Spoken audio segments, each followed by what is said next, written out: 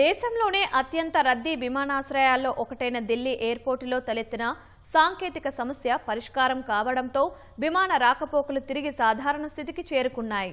Air traffic control ప్రణాళికలు సహకరించే automatic manage switching system AMSSలో నిన్న సాయంత్రం తలెత్తిన సాంకేతిక సమస్య దాదాపు 15 గంటల పాటు కొనసాగింది. ఫలితంగా 800కు పైగా విమానాలు ఆలస్యం కాగా కొన్ని సర్వీసులు రద్దయ్యాయి. శుక్రవారం ఉదయం 5:45 సాంకేతిక సమస్య తలెత్తింది. ఆటోమేటిక్ సిస్టంలో సమస్యతో అదనపు సిబ్బందిని మోహరించిన విమానాశ్రయ అధికారులు మాన్యువల్ పద్ధతిలో విమాన రాకపోకలను నియంత్రించారు. AWSS సాంకేతిక సమస్యను పరిష్కరించినట్లు airport authority of India AAI శుక్రవారం రాత్రి 9 గంటలకు ప్రకటించింది.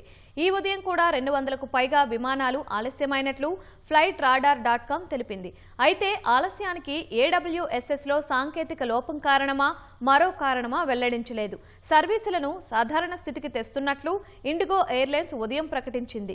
కొన్ని విమానాల రాకపోకల సమయాలను కొంత సర్దుబాటు చేసినట్లు పేర్కొంది.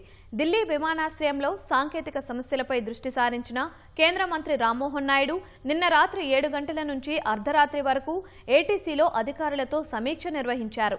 తన మాల్దీవుల పర్యటన కూడా రద్దు చేసుకున్నారు.